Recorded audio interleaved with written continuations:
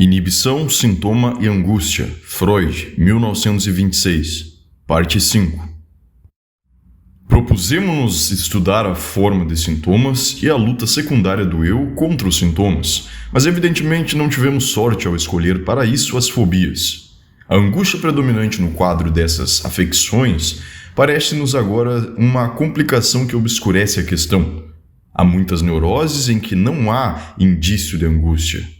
A autêntica histeria de conversão é desse tipo, mesmo em seus sintomas mais graves, não são acompanhados de angústia. Apenas esse fato já nos aconselharia a não ver uma relação muito firme entre angústia e formação de sintomas. De resto, as fobias se acham tão próximas das histerias de conversão que me senti autorizado a classificá-las de histerias de angústia. Mas ainda ninguém pôde indicar as condições que determinam se um caso toma a forma de uma histeria de conversão ou de uma fobia, ou seja, ninguém averigou as condições para o desenvolvimento da angústia. Os mais frequentes sintomas da histeria de conversão, paralisia motora, contração, ação involuntária ou descarga, dor, alucinação, são processos de investimento duradouros ou intermitentes, o que gera novas dificuldades para a explicação. Na verdade, não se sabe muito sobre esses sintomas. Mediante a análise, pode-se saber qual processo de excitação perturbado eles substituem. Em geral, se verifica que eles próprios têm participação nele, como se toda a energia deste tivesse se concentrado nessa parte. A dor estava presente na situação em que ocorreu a repressão. A alucinação era, naquele momento, percepção. A paralisia motora é a defesa contra uma ação que deveria ter sido executada naquela situação, mas foi inibida. A contração costuma ser o deslocamento de uma inervação muscular que então se destinava a outra parte do corpo. A convulsão, expressão de um arrebatamento afetivo que se subtraiu ao controle normal do eu. Varia notavelmente a sensação de desprazer que acompanha o surgimento dos sintomas. Naqueles duradouros deslocados para a motilidade, como paralisia e contrações, ela está, em geral, inteiramente ausente. O eu se comporta, em relação a eles, como se não tivesse nenhum envolvimento. Nos sintomas intermitentes e nos da esfera sensorial, há, via de regra, nítidas sensações de desprazer, que no caso de sintoma de dor podem chegar a um grau excessivo. É muito difícil descobrir, em meio a essa variedade, o fator que torna possíveis essas diferenças e, no entanto, permite explicá-las de modo coerente. Na histeria de conversão, também há poucos indícios da luta do eu contra o sintoma já formado. Apenas quando a suscetibilidade à dor de uma parte do corpo se torna sintoma, ela é capacitada a desempenhar um duplo papel.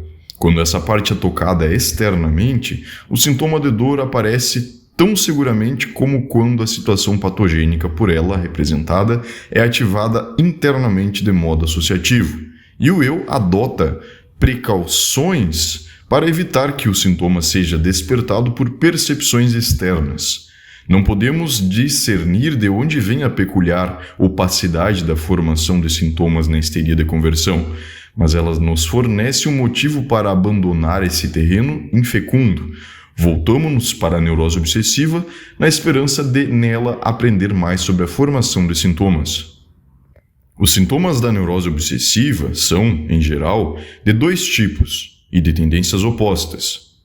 Ou são interdições, medidas de precaução, penitências de natureza negativa, portanto, ou, pelo contrário, satisfações substitutivas, frequentemente em camuflagem simbólica. Desses grupos, o mais velho é um negativo, defensivo, punitivo. Com o prolongamento da doença, no entanto, prevalecem as satisfações que zombam de toda defesa. A formação de sintomas obtém um triunfo quando consegue mesclar a proibição e a satisfação, de forma que o mandamento ou proibição originalmente defensivo adquire também o significado de uma satisfação. Para isso, frequentemente se recorre a vias de ligação bastante artificiais. Nessa realização mostra-se a tendência à síntese que já atribuímos ao eu. Em casos extremos, A maioria dos sintomas do paciente adquire, além do seu sentido original, também aquele diretamente contrário, um atestado do poder da ambivalência que, não sabemos porquê, tem grande papel na neurose obsessiva.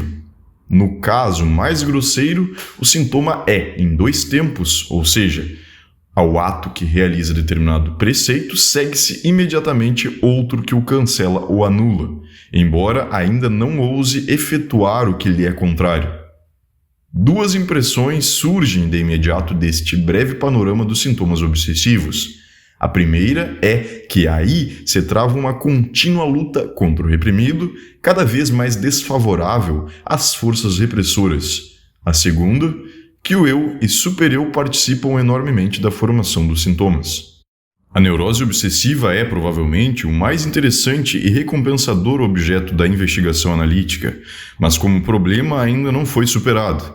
Se queremos penetrar mais profundamente em sua natureza, temos de admitir que ainda não podemos dispensar hipóteses incertas e conjecturas não provadas.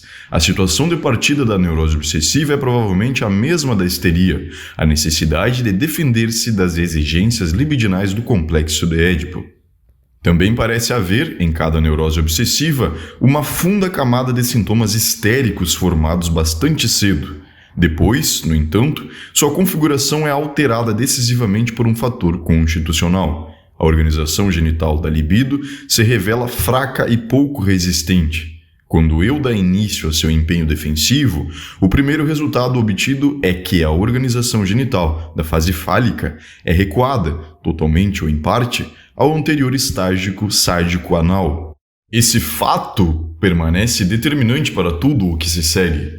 Ainda outra possibilidade pode merecer consideração. Talvez a regressão não seja consequência de um fator constitucional, mas sim temporal. Não ocorreria porque a organização genital da libido resultou muito frágil, mas porque a oposição do eu começou muito cedo, ainda em pleno vigor da fase fálica. Tampouco nessa questão me arrisco a fazer uma afirmação segura, mas a observação analítica não favorece essa hipótese. Mostra, isto sim, que na virada para a neurose obsessiva já se alcançou o estágio fálico. Além disso, essa neurose irrompe numa idade posterior à da histeria, o segundo período da infância, após a instauração da época de latência. E num caso de desenvolvimento bem tardio dessa afecção, eu tive a ocasião de estudar, mostrou-se claramente que uma real depreciação da vida genital, até então intacta, criou condições para a regressão e o surgimento da neurose obsessiva. A explicação metapsicológica para a regressão eu enxergo numa disjunção de instintos, no afastamento dos componentes eróticos que, com o início da fase genital, haviam se agregado aos investimentos destrutivos da fase sádica. Ao forçar a regressão, o eu obtém seu primeiro sucesso na luta defensiva contra as exigências da libido. Nisso é pertinente fazermos a distinção entre a tendência mais geral da defesa e a repressão, que constitui apenas um dos mecanismos de que a defesa se utiliza. De forma talvez ainda mais clara do que em casos normais e histéricos, na neurose obsessiva percebemos o complexo da castração como o motor da defesa e tendências do complexo de Édipo como o alvo da defesa. Achamo-nos agora no início do período de latência, caracterizado pela dissolução do complexo de Édipo, pela criação ou consolidação do supereu e pelo estabelecimento de barreiras éticas e estéticas no eu. Esses processos vão além da medida normal na neurose obsessiva. À destruição do complexo de Édipo junta-se a degradação regressiva da libido. O supereu se torna particularmente rigoroso e inclemente. O eu desenvolve, em obediência ao supereu, elevadas formações reativas, conscienciosidade, compaixão, asseio. Com severidade implacável e, portanto, nem sempre bem-sucedida, condena-se à tentação de prosseguir a masturbação infantil, que agora se apoia em ideias regressivas, sádico-anais, mas que representa a parte não subjugada da organização fálica. Há uma contradição interna no fato de, justamente no interesse de preservar a masculinidade, medo da castração, ser impedida a atividade masculina, mas também essa contradição é apenas exacerbada na neurose obsessiva. Ela já se encontra na forma normal de eliminação do complexo de Édipo. Todo excesso contém o germe de sua própria abolição, o que é confirmado também na neurose obsessiva, pois justamente a masturbação suprimida consegue, sob a forma de atos obsessivos, aproximar-se cada vez mais da satisfação. As formações reativas no eu do neurótico obsessivo, que percebemos como exageros da formação normal do caráter, podem ser caracterizadas como um novo mecanismo de defesa, ao lado da regressão e da repressão. Elas parecem não existir ou ser bem mais fracas na histeria. Olhando para trás, chegamos a uma conjectura do que seria peculiar ao processo de defesa da histeria. Parece que ele se limita à repressão. O eu se afasta do impulso instintual desagradável, deixa-o tomando seu curso no inconsciente e não mais participa de seu destino. É verdade que isso não pode ser invariavelmente correto, pois conhecemos o caso em que o sintoma histérico é, ao mesmo tempo, o cumprimento de uma punição requerida pelo super-eu, mas pode descrever uma característica geral do comportamento do eu na histeria. Podemos simplesmente admitir, como fato, que na neurose obsessiva se forma um super-eu tão forte, ou podemos considerar que o traço fundamental dessa afecção é a regressão libidinal, e procurar relacionar a esta o caráter do super-eu. Realmente, o super-eu, originando-se do id, não pode furtar-se à regressão e à disjunção que ali ocorreram. Não seria de admirar que ele se tornasse mais duro, mais atormentador e mais inclemente do que no desenvolvimento normal. Durante o período de latência, a defesa contra a tentação masturbatória parece ser a tarefa principal. Essa luta produz uma série de sintomas que retornam de forma típica nas mais diferentes pessoas e costumam ter o caráter de um cerimonial. É lamentável que ainda não tenham sido reunidos e sistematicamente analisados, sendo as primeiras realizações da neurose lançariam mais luz sobre o mecanismo de formação de sintomas nela empregado. Já exibem os traços que, numa doença posterior e mais severa, surgirão de modo fatídico. Alojam-se em atividades que depois serão realizadas como que automaticamente: ir dormir, banhar-se, vestir-se, locomover-se. Tendem à repetição e ao desperdício de tempo. Por que acontece assim é algo que ainda não compreendemos. A sublimação de componentes erótico-anais tem nisso um papel importante. A puberdade constitui um divisor de águas no desenvolvimento da neurose obsessiva. A organização genital, interrompida na infância, reinicia-se com grande vigor.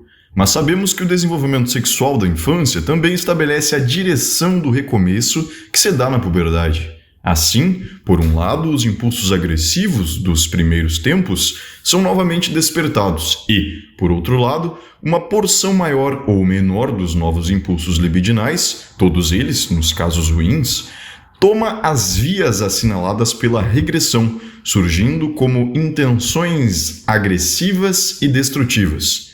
Graças a essa camuflagem das tendências eróticas e às poderosas formações reativas no eu, a luta contra a sexualidade passa a ser travada sob a bandeira da ética. O eu se rebela, surpreso, contra as demandas cruéis e violentas que lhe são enviadas à consciência desde o id, e não suspeita que nisso está combatendo desejos eróticos, entre os quais alguns que normalmente não teriam seu veto. O severíssimo super-eu insiste mais energeticamente na supressão da sexualidade, depois que ela adota formas tão repulsivas. Desse modo, na neurose obsessiva, o conflito é exacerbado em duas direções. Aquilo que exerce a defesa se torna mais intolerante. Aquilo que deve sofrê-la se torna mais insuportável. Ambas as coisas, por influência do mesmo fator, a regressão libidinal. Uma objeção a várias de nossas premissas estaria no fato de que a ideia obsessiva desagradável se torna consciente. Não há dúvida, porém, de que antes ela experimentou o processo da repressão. Na maioria dos casos, o autêntico teor do impulso instintual agressivo não é conhecido do eu. É necessária boa dose de trabalho analítico para torná-lo consciente. O que penetra na consciência é, via de regra, apenas um sucedâneo distorcido, ou de uma imprecisão onírica, borrada, ou tornado irreconhecível por uma camuflagem absurda. Quando a repressão não corrói o conteúdo do impulso instintual agressivo, certamente elimina o caráter afetivo que o acompanha. Assim, a agressão não aparece para o eu como um impulso, mas sim, conforme dizem os pacientes, como um mero pensamento que os deixaria frios. O mais curioso é que não é esse o caso. Ocorre que o afeto não considerado na percepção da ideia obsessiva aparece em outro lugar. O supereu se comporta como se não tivesse havido repressão, como se o impulso agressivo lhe fosse conhecido em seu teor exato e com o seu pleno caráter afetivo, e trata o eu com base nessa premissa. O eu, que, por um lado, sabe-se inocente, deve, por outro lado, perceber que tem um sentimento de culpa e carregar uma responsabilidade que não pode explicar para si mesmo. O enigma que isso nos coloca, porém, não é tão grande como parece à primeira vista. A conduta do supereu é inteiramente compreensível. A contradição dentro do eu apenas demonstra que ele fechou-se para o id mediante a repressão, enquanto permaneceu totalmente acessível às influências vindas do supereu. A pergunta de por que o eu não procura se furtar à tormentosa crítica do supereu perde a razão de ser com a informação de que isso realmente ocorre em grande número de casos. Há também neuroses obsessivas sem nenhuma consciência de culpa. Até onde podemos compreender, o eu poupa a si mesmo a percepção desta mediante uma nova série de sintomas, atos de penitência, restrições autopunitivas. Ao mesmo tempo, esses sintomas constituem satisfações de impulsos instintuais masoquistas, que também foram reforçados pela regressão. A diversidade de manifestações da neurose obsessiva é tão grande que ainda não conseguimos fornecer uma síntese coerente de todas as suas variações. Há o empenho em extrair correlações típicas, mas há sempre o temor de fechar os olhos a outras regularidades não menos importantes. Já descrevi a tendência geral da formação de sintomas na neurose obsessiva. Ela consiste em dar cada vez mais espaço à satisfação substitutiva, às expensas da frustração. Graças ao pendor do eu para a síntese, os mesmos sintomas que originalmente significavam restrições do eu assumem, depois, o sentido de satisfações. E é inegável que este último significado se torna, pouco a pouco, o mais influente. O resultado deste processo, que cada vez mais se aproxima de um completo fracasso do empenho defensivo inicial, é um eu bastante restrito, obrigado a buscar suas satisfações nos sintomas. O deslocamento das relações de força em favor da satisfação pode levar a um desfecho temido, a paralisia da vontade do eu, que encontra, para cada decisão, incitamentos mais ou menos tão fortes de um lado e do outro. O agudíssimo conflito entre eu e supereu, que desde o início governa essa afecção, pode estender-se a ponto de nenhuma das atividades do eu, incapaz de exercer a mediação, poder escapar do envolvimento nesse conflito.